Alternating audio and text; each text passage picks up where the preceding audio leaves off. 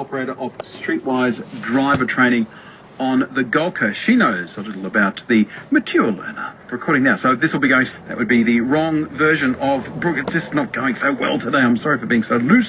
Here she is. I would say that approximately 10 to 15% of our students are possibly 30 and over.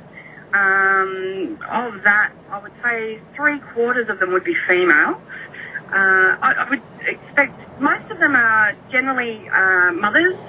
The motivation to getting their licence a little bit later in life is that they've got children to get to primary school or nurseries or kindergarten. So for whatever reason through their teens and 20s it wasn't necessary. A lot of the stories that we're told are, you know, they've either had a car accident earlier on in life and that's put them off and it's become, I suppose, shelved for later in life. And they've gotten to a point that they're more motivated by having children or life circumstances.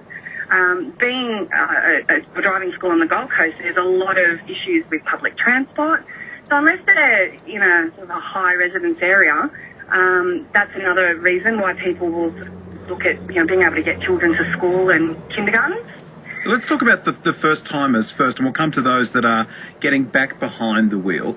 Do you find you have to teach a 37-year-old very differently to a 17-year-old, particularly when it's really their first time becoming a motorist? Well, it's interesting, really, because there are two issues, positive and negative. The first, I suppose, on a positive, being more mature, they have different understandings of spatial awareness and motion and reaction time. They've spent enough time in a bus, on a bus, or as a passenger in a car.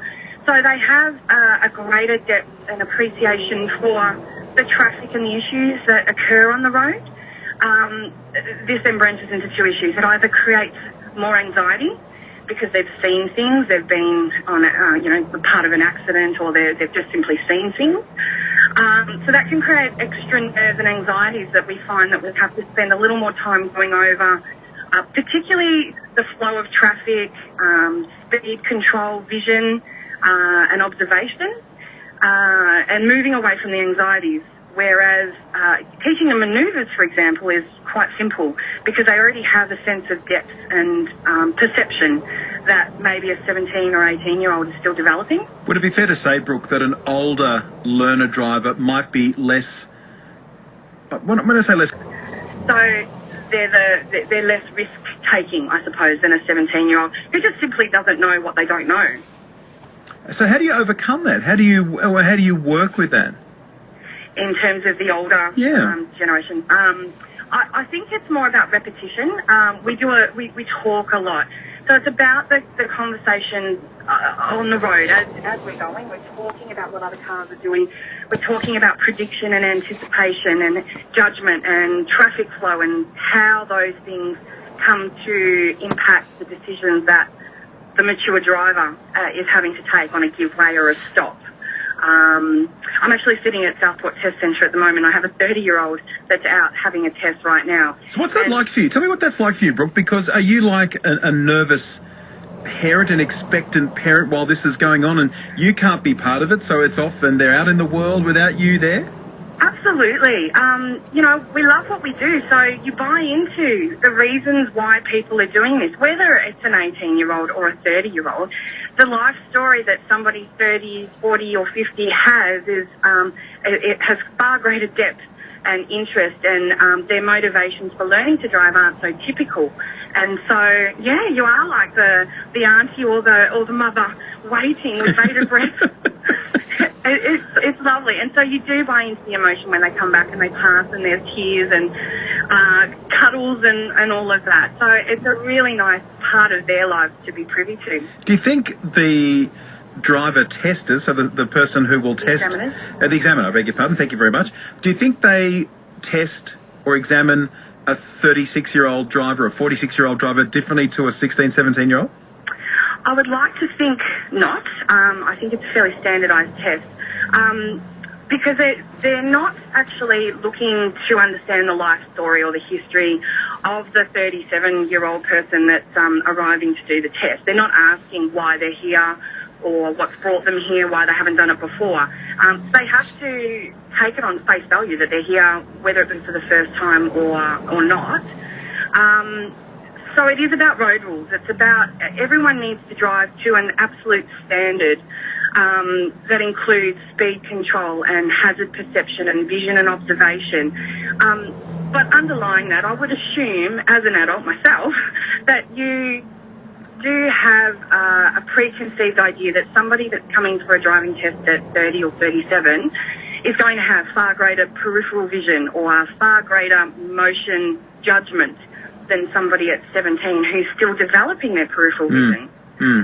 On 612 ABC Brisbane and 91.7 ABC Gold Coast, ABC Local Radio Queensland, you're listening to Brooke Calcagno, who is a driver instructor, and we're talking about learning stuff as an adult that you would otherwise learn as a younger person. So what about people who come to driving after they've been motorists, perhaps, as an 18 or 19-year-old, had a crash or for what, haven't had a car for some years or whatever it might be, and they come to you as, someone who is an older person. Brooke, how do you go about that, particularly, of course, with someone who has gone through an experience that has made them, a little gun-shy about getting back behind the wheel? Yeah, absolutely. That's a really big issue. We teach a lot of people who have been involved in or witnessed car accidents. So we teach a lot of people with anxieties and learning disorders who, whether they've had those experiences or not, what we find is we spend a lot of time in the discussion leading into the next thing that we're going to teach, whether it's getting out on a dual lane road, or whether it's handling roundabouts. You're able to approach these people generally in a more mature way, of course, because they are mature, but they're almost sometimes behind the eight ball in terms of those anxieties. We run a course, a nationally accredited course called Safe Drive, applying safe drive behaviours. And this is a half-day course, in addition to any normal 1 hour, 2 hour driving lesson, where they come away at the end of a half day with an accreditation in safe driving behaviours.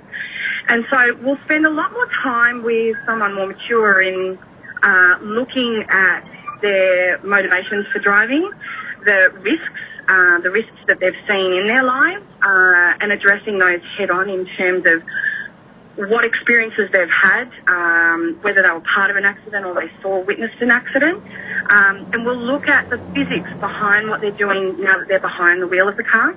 So braking distances and reaction time, and approaching those sort of demonstrated facts. So we'll actually look at emergency braking at 40 kilometres an hour and the braking and steering, and be able to apply the logic of vision and those hazard perception concepts that are a little harder to grasp as a 17-year-old. Yes, I completely understand. What about getting them into traffic, for example? Someone who is very anxious about being behind the wheel after, for the first time in some time, Brooke. How do you get them back into traffic, or do you really need, in a sense, to just get them in the deep end and they have to just manage it? How do you manage that? Well, it's a bit of both. Again, understanding the personality type of the person that you're teaching really helps us to determine what approach we're going to take. Let's say 50% of those people just are biting the bullet. They realise that they're at a point in their lives where they have to have their licence for X amount of reasons, and so they're more willing to get out there and give it a go to begin with. So that category of people, we will get out a little quicker, but we start with the same process, which is the quiet streets around home and learning to navigate their neighbourhood, in a car rather than on foot or on a bike, or however they've been doing it up till that point. So lots of repetition to build the confidence where they are more familiar. And then from there, depending on their anxieties, it's about pushing them. And again, we can have those conversations. The reason they come to a driving school like us is because we have dual controls and we are highly trained in being able to use them and communicate with them. so that we're constantly reminding them and giving them the confidence that we can brake for them, we can accelerate for them, or clutch change or whatever it is, depending on the vehicle, and that we're there for them. That's the whole point of paying for a driving lesson, that we're there alongside them every step of the way. But repetition is the key. Conversation and repetition. Conversation and repetition. It's a bit like being on the radio. It's a bit like being a parent, isn't it? Absolutely. Yes. We're surrogate parents. In a way, you are. All right, so for someone listening to you now thinking, I would really like to get back behind the wheel, maybe you are an older listener who has not been a driver before because your husband drove, or because you've just never had the need to, or never had access to a car before.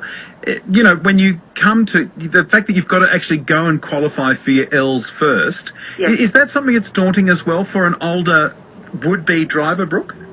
Absolutely. I think a lot of the older learner drivers get stuck at that process first.